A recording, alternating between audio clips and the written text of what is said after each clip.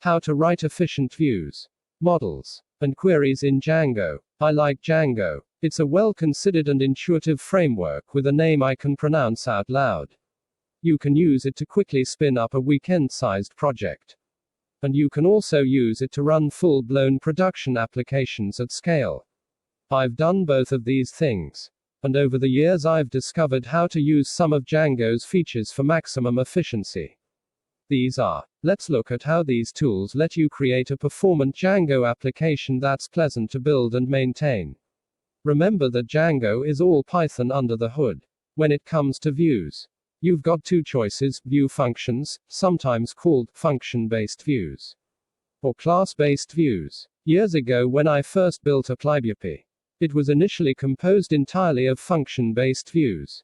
These offer granular control, and are good for implementing complex logic. Just as in a Python function, you have complete control, for better or worse, over what the view does. But with great control comes great responsibility. And function-based views can be a little tedious to use. You're responsible for writing all the necessary methods for the view to work. This is what allows you to completely tailor your application. In the case of ApplyByAPI, there were only a sparse few places where that level of tailored functionality was really necessary. Everywhere else, function-based views began making my life harder. Writing what is essentially a custom view for run-of-the-mill operations like displaying data on a list page became tedious, repetitive, and error-prone. With function-based views, you'll need to figure out which Django methods to implement in order to handle requests and pass data to views. Unit testing can take some work to write. In short, the granular control that function-based views offer also requires some granular tedium to properly implement. I ended up holding back ApplyByAPI while I refactored the majority of the views into class-based views. This was not a small amount of work and refactoring. But when it was done, I had a bunch of tiny views that made a huge difference. I mean, just look at this one. You may think of class-based views as templates that cover most of the functionality any app needs. There are views for displaying lists of things, for viewing a thing in detail, and editing views for performing CRUD, create, read, update, delete operations. Because implementing one of these generic views takes only a few lines of code, my application logic became dramatically succinct. This gave me less repeated code, fewer places for something to go wrong, and a more manageable application in general. Class-based views are fast to implement and use.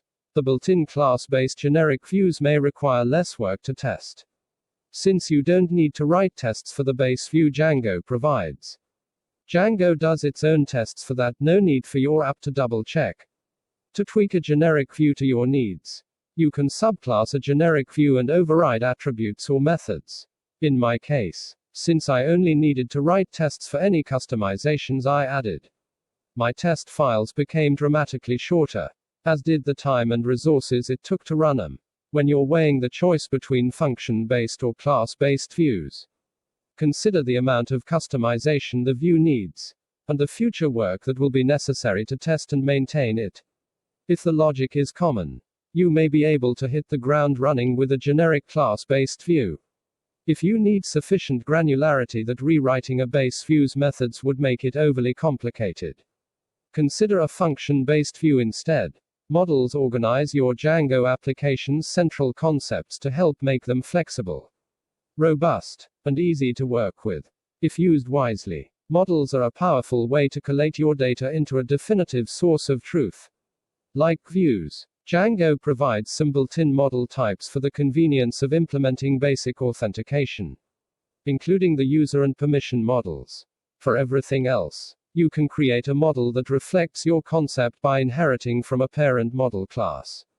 When you create a custom model in Django, you subclass Django's model class and take advantage of all its power. Each model you create generally maps to a database table. Each attribute is a database field. This gives you the ability to create objects to work with that humans can better understand. You can make a model useful to you by defining its fields. Many built-in field types are conveniently provided. These help Django figure out the data type, the HTML widget to use when rendering a form, and even form validation requirements. If you need to, you can write custom model fields. Database relationships can be defined using a 4-inky field, many to one, or a many-to-many field give you 3 guesses. If those don't suffice, there's also a OwnTune field. Together, these allow you to define relations between your models with levels of complexity limited only by your imagination, depending on the imagination you have. This may or may not be an advantage. Use your model's manager objects by default to construct a query set. This is a representation of objects in your database that you can refine using methods to retrieve specific subsets. All available methods are in the QuerySet API and can be chained together for even more fun. Some methods return new query sets, such as filter or exclude. Chaining these can give you powerful queries without affecting performance, as query sets aren't fetched from the database until they are evaluated. Methods that evaluate a query set include get, count, len, list, or bool. Iterating over a query set also evaluates it, so avoid doing so where possible to improve query performance. For instance, if you just want to know if an object is present, you can use exists to avoid iterating over database objects. Use get in cases where you want to retrieve a specific object. This method raises multiple objects returned if something unexpected happens, as well as the doesNotExist exception. If, take a guess, if you'd like to get an object that may not exist in the context of a user's request, use the convenient getObject or 404 or getList or 404, which raises HTTP 404 instead of doesNotExist. These helpful shortcuts are suited to just this purpose.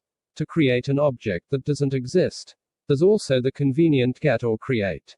You've now got a handle on these 3 essential tools for building your efficient Django application. Congratulations! If you're going to build on GitHub, you may like to set up my Django security check GitHub action. In the meantime, you're well on your way to building a beautiful software project. Senior Software Engineer, currently Director of Engineering, Cybersecurity, CD, Co-author, Core Maintainer at OWASP Web Security Testing Guide. Learn to code for free. FreeCodeCamp's open source curriculum has helped more than 40,000 people get jobs as text source, freecodecamp.org.